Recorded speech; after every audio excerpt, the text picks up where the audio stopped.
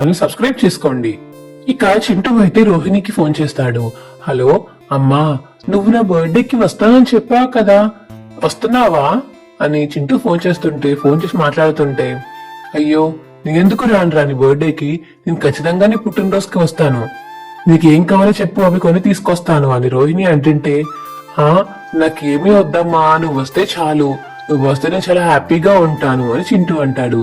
అయ్యో కన్నా, వస్తాను, ఖచ్చితంగా వస్తాను, నాకు వీలు చేసుకుని ఖచ్చితంగా ఆ రోజు నీ దగ్గరికి వచ్చి నీ కేక్ కటింగ్ అయ్యి నీకు తినిపించి వెళ్తాను, సరేనా అని రోహిణి అంటుంటే, సరేనమ్మా, మాట ఇచ్చావు, మాట తప్పవు కదా, ఖచ్చితంగా రావాల్సిందే అని చింటూ అంటాడు. ఇక చింటూ దగ్గర నుంచి ఫోన్ తీసుకుని రోహిణి వాళ్ళమ్మ, హలో కళ్యాణి, ఆ పేరుతో పిలవద్దని నీకు ఎన్నిసార్లు చెప్పానమ్మా అని రోహిణి అంటుంది. సరే సరే రోహిణి, నువ్వు పేరు మార్చుకున్నంత మాత్రాన నువ్వు మనిషి మారావు కదా, అలవాటు అయిపోయావు, అందుకని ఆ పేరు పెట్టి పిలిచాను. కానీ చింటూ గడు చాలా ముచ్చట పడుతున్నాడు, చుట్టుపక్కల అందరినీ పిలిచి కేక్ కట్ చేస్తున్నాము, నువ్వు కూడా వస్తే చాలా బాగుంటుంది, అందుకని ఫోన్ చేశాడు వాడు. నేను చూడాలని ఉంది వాడికి, మొన్న ఆపరేషన్ అయినప్పటి నుంచి నేను చూడలేదు కదా, వాడికి చూడాలని ఉంది, కొంచెం రావచ్చు కదమ్మా అని సుగుణం అంటుంటే, వస్తానమ్మా, వాడి కోసం ఖచ్చితంగా వస్తాను, ఎలాగోలా వీలు చూసుకుని ఇక్కడ ఎలాగోలా సెట్ చేసి వస్తాను అని రోహిణి అంటుంది. సరేనమ్మా, ఆ మాట అన్నావు చాలు నాకు అని సుగుణం అంటుంది. సరే మనోజ్ వస్తాడు, నేను కట్ చేసేస్తున్నాను, మళ్ళీ చేస్తాను, నీకు ఏమైనా అవసరం ఉంటే నాకు ఫోన్ చేయని రోహిణి అంటుంది. సరేనమ్మా నీకు ఫోన్ కట్ చేస్తుంది సుగుణమ్మ. అప్పుడే మనోజ్ వచ్చి, ఏంటి రోహిణి, ఎవరితో మాట్లాడుతున్నావు? ఏం లేదు, కస్టమర్ తో మాట్లాడుతున్నాను మనోజ్. ఓకే, నీకు కూడా బిజినెస్ బానే ఉన్నట్టుంది కదా, బానే లాభాలు వస్తున్నాయా అని మనోజ్ రోహిణిని అడుగుతుంటే, బానే ఉంది, నీది బాగుంటే కనీసం నీ వ్యాపారం నీ దాంట్లో అయిన డబ్బులు తీసి మా అమ్మకి మా నాన్నకి ఆ బాలుగాడికి ఇచ్చేయచ్చు, నా దాంట్లో ఏదో కానీ లాస్లే వస్తున్నాయి కదా, ఇలా లాస్ రికవరీ చేయడానికి నాకు చాలా టైం పడుతుంది, అలాంటిది ఇప్పుడు అందులోంచి మళ్ళీ ప్రాఫిట్ తీసి మా నాన్నకి 40 లక్షలు వాడికి 2 లక్షలు ఎలా కట్టాలి అని మనోజ్ అడుగుతుంటే, మనోజ్ నువ్వు అంత భయపడకు, నేను కూడా ఉన్నాను కదా, నేను కూడా నీకు హెల్ప్ చేస్తాను, నువ్వు భయపడకు అని రోహిణి ధైర్యం చెప్తుంది మనోజ్ కి. సరే మనోజ్, నాకు ఒక చిన్న పని ఉంది, నేను బయటికి వెళ్ళేస్తాను, ఈ లోపల నువ్వు షోరూమ్ చూసుకో అని ఇంకా రోహిణి మనోజ్ కి చెప్పేసి బట్టల షాప్ కి అయితే వెళ్తుంది. ఇంకో పక్క కామాక్షి ప్రభావతి అయితే, ఏముదినా చీరలన్నీ పాతవే కడుతున్నావేంటి, కొత్త చీరలేం లేవా, రేపటి నుంచి స్టూడెంట్స్ ఇంకా పెరిగారనుకో నీ పాత చీరలు చూసి దడుచుకుంటారు, ఏంటి మా టీచర్ బాగా లేనిదా, ఇలా డ్రెస్ అయి వస్తుంది ఏంటి అని అనుకుంటారు అని కామాక్షి అంటుంటే, ఏ కామాక్షి, ఈ చీరకే నేను చక్కడగా కట్టుకుని వచ్చాను, మా ఆయన నా పెళ్ళైన కొత్తలో కొనిచ్చారు అని కామాక్షి చెప్తుంది ప్రభావతి. సరిపోయింది, అందుకే ఇలా ఉంది చీర, నీ పెళ్ళయి ఏమీ 2-3 సంవత్సరాలు కాలేదు, నీ పెద్ద కొడుకు ఎంత వయసో 2 సంవత్సరాలు అయింది నీ పెళ్ళయి, ఏదో నిన్న మొన్న కొనిచ్చినట్టు చెప్తావు ఏంటి వదినా అని కామాక్షి అంటుంటే, మరి ఇంకేం చేయను, ఏం కాదు, రేపు ఇంకా స్టూడెంట్స్ ఎక్కువ వస్తున్నారు కదా నీ డాన్స్ క్లాస్ కి, అందుకని ఒక మంచి చీర కనుక్కొని కట్టుకో, వాళ్ళ పేరెంట్స్ కూడా చూసి నిన్ను కొంచెం నువ్వు ఫీజు పెంచినా ఏమనరు, ఓకే వీడు బాగుంది, వీడు డ్రెస్సింగ్ సెన్స్ బాగుంది, డాన్స్ బాగుంది అని ఇంకా ఎక్కువ ఇస్తారు అని కామాక్షి చెప్తుంది ప్రభావతికి. ఇక ప్రభావతి కామాక్షి అయితే సరే అయితే చీర కొనుక్కుందాం పదా అని వాళ్ళు కూడా షాప్ కి వెళ్తారు. ఇక రోహిణి బట్టల షాప్ లో 7 years బాబుకి చూపించండి అని బట్టలు అడుగుతుంటే, సరే చూపిస్తాను మేడం అని ఇంకా 7 years బట్టలు చూపిస్తాడు స్టాఫ్. ఇక ఇవి చూసి ఇవి బాగున్నాయి, ఇవి ఇచ్చేయండి అని ఇక రోహిణి చెప్పడం తోటి ఆ బాబు బట్టలు అయితే ప్యాక్ చేసి పక్కన పెడతారు. అప్పుడే రోహిణి వెళ్లి బిల్లు కట్టడానికి వెళ్తుంటే ప్రభావతి మరియు కామాక్షి అయితే ఎదురవుతారు. ఏంటి రోహిణి ఇక్కడున్నావేంటి, సడన్ గా ఇక్కడ ఏం చేస్తున్నావు, నువ్వు పార్లరే లేవా అని ప్రభావతి అడుగుతుంటే, చెప్పు ఇంతకు ముందు నేను నీ బ్యూటీ పార్లర్ లో కూర్చుంటాను, నేను చూసుకుంటాను వ్యాపారం అంటే వద్దన్నావు, ఇప్పుడు నువ్వు ఇలా బయటికి వెళ్ళడానికి మరి చూసుకోవడానికి ఎవరైనా ఉన్నారా?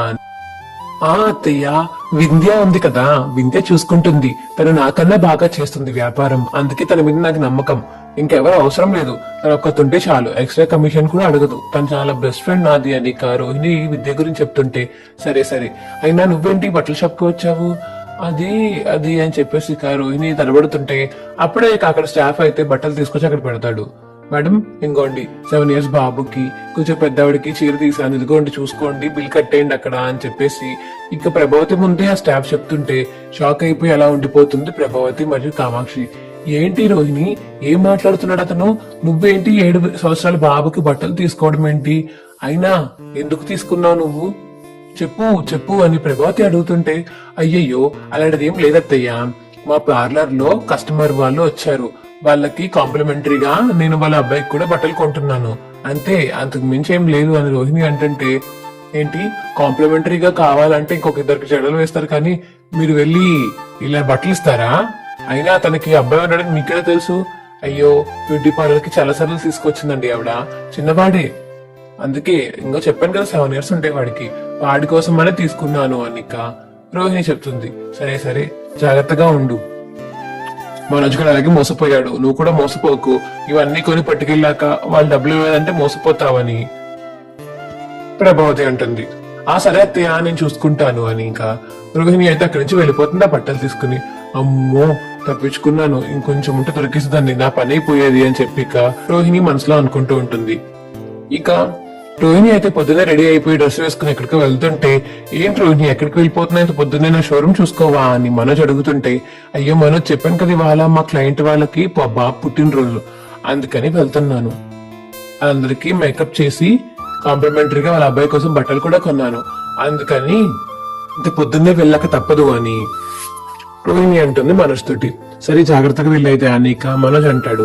ఆ సరే నేను వెళ్తున్నాను మనోజ్, నువ్వు మాత్రం నీ షోరూమ్ లో ఏమైనా లాస్ తీసుకొచ్చావంటే సార్ నీతో ఉండను నేను అని అనేసి ఇక అక్కడి నుంచి వెళ్ళిపోతుంది రోహిణి.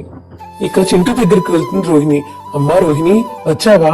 నువ్వు వస్తావని అనుకోలేదమ్మా, బానే వచ్చావు అమ్మా అని చెప్పేసి ఇక చింటూ అయితే రోహిణిని హక్ చేసుకోవడానికి వెళ్తాడు. అమ్మా వచ్చావా? నువ్వు రావనుకున్నాను అని చింటూ అంటుంటే, వచ్చాను రా, ఎందుకు రాను, నువ్వు ఫోన్ చేసి పిలిచావు కదా, రాకుండా ఉంటానా? అయినా నీకు ఈ బర్త్డే కాక తెలుసు అమ్ముందని, ఇంతకు ముందు నన్ను అత్తలా చూసావు కదా నువ్వు, అందుకే వచ్చాను అని రోహిణి అంటుంది. సరేనమ్మా ఎలాగో వచ్చావు కదా కాసేపు ఉండి వెళ్ళు అని చింటూ అంటాడు. రే చింటూ కాసేపు నువ్వు వెళ్ళి బయటకు వెళ్ళి ఆడుకో అని సుగుణమ్మ అని ఇంకా చింటూని బయటికి పంపిస్తుంది. అమ్మ రోహిణి మరి ఇంట్లో ఏం చెప్పి వచ్చావే, ఇంత దూరం వచ్చేసావు, సాయంత్రం దాకా రానని చెప్పావా మరి అని సుగుణం అంటుంటే, చెప్పానులేమ్మా ఏదో చిన్న పని ఉంది క్లయింట్ దగ్గరికి వెళ్తున్నానని చెప్పేసి వచ్చేసాను అని ఇక రోహిణి అంటుంది. అమ్మారా మరి మీ వాళ్ళ ఇంట్లో? నాకు పార్లర్ ఉంది కదా, పార్లర్ కోసం వెళ్తున్నానని చెప్పాను, నమ్మేశారు అని రోహిణి అంటుంది. ఇక సుగుణమ్మ అయితే చుట్టుపక్కల అందరినీ పిలిచి రమ్మని పిలుస్తుంది. అప్పుడే కేక్ కట్ చేసే టైంకి ఇక బాలు మీనా అయితే చింటూ వాళ్ళ ఇంటికి వస్తారు. అది చూసిన చింటూ అయితే మీనా ఆంటీ బాలు అంకుల్ అని ఇద్దరిని హక్ చేసుకుంటాడు. ఇక చింటూ ఏంటి ఇవాళ బర్త్డే, నన్ను పిలిచావా, నన్ను పిల్లలేదు ఏ అని చెప్పేసి ఇక మీనా అంటుంటే, అయ్యో మీకు గుర్తుండాలనే కదా ఆంటీ ఆ రోజు హాస్పిటల్లో చెప్పాను నా బర్త్డే నెక్స్ట్ మంత్ ఇలా రండి అని నేను చెప్పాను కదా, అప్పుడే మీకు కాల్ చేద్దామంటే మీ నెంబర్ నా దగ్గర లేదు, అందుకని మీకు గుర్తుంటుందని అప్పుడే చెప్పేశాను అని చింటూ అంటాడు. ఇక బాలు మీనా చింటూతో మాట్లాడుతుంటే లోపల నుంచి చూస్తుంది రోహిణి. అమ్మో వీళ్ళు ఇక్కడ వచ్చారేంటి అని చెప్పేసి ఇక పరిగెత్తుకుంటూ వెళ్లి కిచెన్ లో దాక్కుంటుంది. సరే పచ్చింటి లోపలికి వెళ్దామని ఇక బాలు మీనా ఇంట్లోకి వస్తారు. ఏంటి బాబు ఇలా సడన్ గా వచ్చారు, చెప్పని కూడా చెప్పలేదు మాకు అని సుగుణం అంటుంటే, అదేంటండి చింటూ మన హాస్పిటల్లో ఉన్నప్పుడే చెప్పాడు ఇవాళ అలా నా బర్త్డే ఉంటుంది ఖచ్చితంగా మీరు రావాలి అని చెప్పాడు, అందుకే వచ్చాము అని మీనా అంటుంది. అవునా, వీడు కనీసం నాకు కూడా చెప్పలేదు, నేను ఏ ఏర్పాట్లు చేయలేదండి అని చెప్పేసి సుగుణం అంటుంటే, అయ్యో మీరు మాకేం ఏర్పాట్లు చేయాల్సిన అవసరం లేదు, వీడికి తోడుగా ఉంటామని కేక్ కటింగ్ కోసం వచ్చాము, కేక్ కట్ చేశాక వెళ్ళిపోతాము అని బాలు అంటాడు. ఇదిగో చింటూ ఇదిగో బట్టలు తీసుకో, నీకోసం కొత్త బట్టలు కొన్నాను అని మీనా తీసుకొచ్చి బట్టలు ఇస్తుంది ఇక చింటూకి. అబ్బో వావ్ నా ఫేవరెట్ కలర్ అని చెప్పేసి ఇక చింటూ అయితే చాలా హ్యాపీగా ఫీల్ అవుతాడు. ఇప్పుడు ఎందుకమ్మా ఇవన్నీ అని సుగుణం అంటుంటే, పర్లేదు ఉండనివ్వండి, వీడికి మాత్రం తెచ్చే వాళ్ళు ఎవరున్నారు చెప్పండి, అలా అప్పుడప్పుడు ఎవరిని ఏమన్నా ఇస్తే చాలా హ్యాపీగా ఫీల్ అవుతారు వీళ్ళు అని బాలు అంటాడు. అవును వీళ్ళు అత్త అన్నారు కదా, వీళ్ళ అత్త రాలేదా అని బాలు అడుగుతుంటే, లేదు రాలేదు, దాన్ని కొంచెం బిజీగా ఉన్నట్టుంది, మొన్న ఫోన్ చేశాను వస్తాను అంది కానీ రాలేదు అని సుగుణం అంటుంటే, చూసారా పాపం వీడికి ఎవరు బర్త్డే ఫంక్షన్ కి వచ్చి చేసేవాళ్ళు కూడా లేరు, అందుకే మేము వచ్చాము, అయినా ఆవిడికి వీడి మీద కన్నా ఇంకా వర్క్ ఎక్కువైపోయిందండి, ఒక్క రోజున హాలిడే పెట్టుకుని వచ్చి బాబుతో బర్త్డే ఫంక్షన్ సెలబ్రేట్ చేసుకోవచ్చు కదా, వీడికి మాత్రం ఎవరున్నారు అని బాలు అంటాడు. నేను అదే చెప్పాను బాబు, కానీ నా మాట వినాలి కదా, తను నా మాట వినలేదు, వస్తాను వస్తాను అంటుంది నేను ఫోన్ చేసినప్పుడు, కానీ బర్త్డే వచ్చింది కానీ తను మాత్రం రాలేదు, ఇంకెందుకు లేదో పనిలో ఉండుంటదని నేను కూడా ఇంకా ఫోన్ కూడా చేయలేదు ఒక 10 రోజుల నుంచి అని సుగుణమ్మ చెప్తుంది ఇక బాలు మీనాకి. సరే సరే, అవును ఈ బలూన్ డెకరేషన్ ఇవన్నీ ఎవరు చేశారు అని బాలు అడుగుతుంటే చుట్టుపక్కల వాళ్ళు వచ్చి చేశారు అని సుగుణమ్మ చెప్తుంది. అబ్బో అయితే చింటూ ఫేమస్ అన్నమాట ఇక్కడ అని బాలు అంటుంటే, అవును నేను చాలా ఫేమస్ అంకుల్, మీకు తెలీదా, నాకు ఈ చుట్టుపక్కల చాలా మంది ఫ్రెండ్స్ ఉన్నారు. అలా అప్పుడు రోడ్డు మీద ఆడుకుంటేనే ఎవరో ఒక ఆయన బండి మీద నుంచి నన్ను గుద్దేశారు, అందుకే నా కళ్ళకి ఎఫెక్ట్ అయింది అప్పుడు అని చింటూ అంటుంటే, అవునా అందుకే రోడ్డు మీద ఎక్కువ చూసుకుని ఆడుకోవాలి, ఆడుకోవచ్చు తప్పు కాదు కానీ చూసుకుని ఆడుకోవాలి అని ఇక బాలు అంటుంటే, నేను చూసుకునే ఆడుకున్నాను అంకుల్, వాడే వచ్చి గుద్దేసిపోయాడు, మనం ఏం చేస్తాం చెప్పండి అని చింటూ అంటాడు. ఇక సుగుణమ్మ అయితే కిచెన్ రూమ్ లోకి వెళ్తుంది. ఏంటమ్మా వీళ్ళను పిలిచావా అని రోహిణి అడుగుతుంటే, నేనేం పిలలేదే, అందుకే కదా నిన్ను రమ్మని చెప్పింది. సడన్ గా వీళ్ళని చూసి ఒక్కసారిగా షాక్ అయిపోయాను నేను కూడా, ఇలా వచ్చారేంటి వీళ్ళు అని అంటుంటే ఇంక సుగుణమ్మ రోహిణి తోటి, ఏంటమ్మా అయినా వీళ్ళకన్నా ప్రాణానికి ఎలా దాపరించారు, నా కొడుకు పుట్టినరోజు సుఖంగా చేసుకుందాము ఘనంగా చేసుకుందాము అనుకున్నాను, ఎవరు భయం లేకుండా గోల గొడవ లేకుండా చేసుకుందాం అనుకుంటే వీళ్ళు ఏంటి నా కొడుకు తగిలారు అని రోహిణి అంటుంటే, తప్పమ్మా అనకూడదు, ఇప్పుడు నువ్వు వచ్చావు కాబట్టి నీకు అనిపిస్తుంది, ఒకవేళ నువ్వు రాకపోయి ఉంటే ఇన్ని సంవత్సరాల నుంచి వాడి బర్త్డే జరుగుతుంది, ఎప్పుడన్నా వచ్చావా, ఈ ఇయరే వచ్చావు, అదిగా నీ కొడుకు ఆశపడి పిలిస్తేనే వచ్చావు. సుగుణం అంటుంటే, ఏంటమ్మా నువ్వు కూడా వాళ్ళకే సపోర్ట్ చేస్తున్నావు, లేదు నేను వాళ్ళకేం సపోర్ట్ చేయట్లేదు, నువ్వు వాళ్ళు రాకని తిట్టుకుంటున్నావు కదా ఎందుకు వచ్చారు అసలు అని, కానీ చింటూకి వాళ్ళు రావడం చాలా హ్యాపీగా ఉంది, అయితే నన్ను పొమ్మంటావా, ఇప్పుడు వాళ్ళకి కేక్ కటింగ్ చేస్తూ కూర్చుంటే నేను మాత్రం లోపలుండి ఇలా బాధపడాలా అని రోహిణి అంటుంటే, అది నీ ఇష్టం రోహిణి, నువ్వు బయటకే వస్తావో లోపలే ఉంటావో నీ ఇష్టం, ఇంతకు మించి నేనేం చెప్పలేను, వాళ్ళనైతే నేను పిలవలేదు, వాళ్ళే వచ్చారు, చింటూ బర్త్డే అని తెలిసి వచ్చారు కాబట్టి ఇంకా అంతకు మించి నేనేం చేయలేను అని ఇక సుగుణం అంటుంది. ఇక కేక్ అయితే కట్ చేస్తారు, బాలమీన ఎత్తుకుని ఇంకా చిట్టుతో కట్ చేయిస్తారు. రోహిణి మాత్రం కిచెన్ రూమ్ లో ఉండి అలా బాధపడుతూ ఉంటుంది, అయ్యో నా కొడుకు పుట్టినరోజు కూడా ప్రశాంతంగా చేసుకోవడానికి లేదే అని బాధపడుతూ ఉంటుంది. ఇక బాలమీన అయితే కేక్ కటింగ్ అయిపోయాక కేక్ తినేసి బయలుదేరుతుంటే, ఏంటండి మీ అమ్మాయితో నన్ను మాట్లాడమంటారా, ఫోన్ చేసి ఇవ్వండి నేను మాట్లాడతాను అని మీనా అంటుంటే, అబ్బాయి వద్దమ్మా నా మాట తను బానే వింటుంది, కానీ పని వల్ల తను రాలేకపోతుంది, ఇక విదేశాల్లో పని అంటే మీకు తెలియదు ఏముంది, అలాగే తింటారు, సెలవులు ఇవ్వరు, వెళ్ళి రావడానికి ఒక రోజు 2 రోజులు పడుతుంది కాబట్టి అసలు పంపరు, ఎక్కువ సెలవులు ఉంటే కానీ పంపరు అని సుగుణమ్మ చెప్తుంది. పోనీ ఫోన్ చేసి ఇవ్వండి మాట్లాడతాను, ఇక్కడ ఖాళీగానే ఉంటుంది కదా అని మీనా అంటుంటే, ఏమోనమ్మా ఖాళీగా ఉందో బిజీగా ఉందో ఎవరికి తెలుసు చెప్పు, అందుకే మా బాటలేమో మేమే పడతాము అని సుగుణమ్మ చెప్తుంది. అక్కడ మన రోహిణి అయితే గూడుచాటుకు ఈ మాటలన్నీ వింటుంది.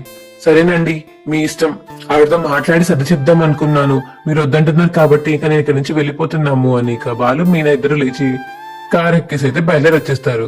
ఇక అందరూ వెళ్ళిపోయాక రోహిణి మాత్రం బయటికి వచ్చి కేక్ కట్ చేసి చింటూకి అయితే తినిపిస్తుంది. హ్యాపీ బర్త్డే చింటూ అని చెప్తుంది. ఏంటమ్మా నువ్వు ఇప్పటిదాకా ఎక్కడికి వెళ్ళిపోయావు, నువ్వు ఉంటే బాగుంటుంది అనుకున్నాను, కానీ కనపడకుండా ఎక్కడికి వెళ్ళిపోయావు ఇందాక కేక్ కట్ చేసేటప్పుడు అని చింటూ అడుగుతుంటే, ఏం లేదురా వాష్రూమ్ కి వెళ్ళాను అంతే అని రోహిణి అంటుంది. ఓహో అవునా, సరే సరే ఈసారి మాత్రం మిస్ అవ్వక నెక్స్ట్ టైం నుంచి అని చింటూ అంటుంటే, సరే ఈసారి మర్చిపోను అని చింటూకి చెప్తుంది ఇక రోహిణి.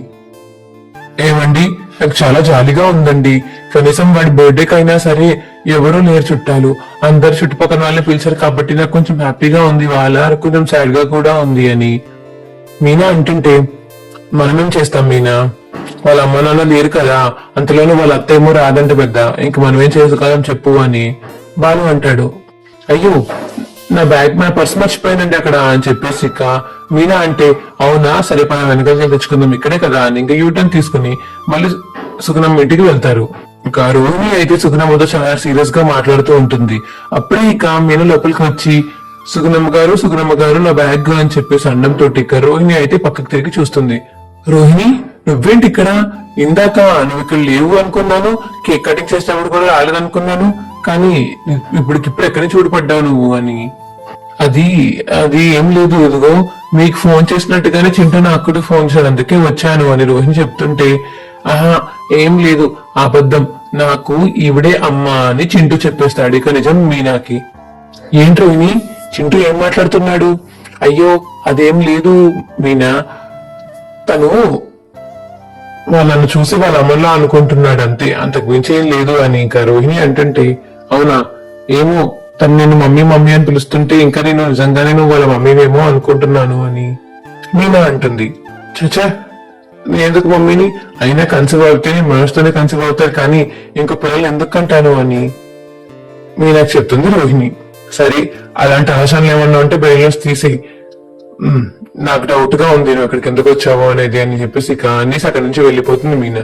అయిపోయింది, మొత్తం అయిపోయింది, డౌట్ వచ్చేసింది, ఇప్పుడు ఏం చేయాలో నాకు అర్థం కావట్లేదు అని రోహిణి అంటుంటే, ఏం కాదమ్మా మీనా అంతలా అపార్థం చేసుకోదు, నువ్వు అలా భయపడకు అని సుగుణమ్మ అంటుంది. అంతేనంటావా? అవును అంతే అని సుగుణమ్మ చెప్తుంది. ఇక మీనా అయితే దాని పరిస్థితి తీసుకుని కారెక్కి కూర్చుంటుంది.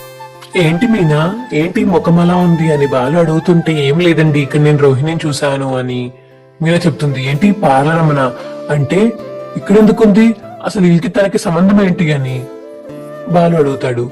అదేనండి నాకు అర్థం కావట్లేదు, ఇంతకు ముందు కూడా అలాగే తినిపించి అనే సాయం చేసింది, చిట్ట విషయంలోకి వచ్చేసరికి కొంచెం జాలి చూపిస్తున్నట్టు ఉంది రోహిణి అని మీనా అంటుంది.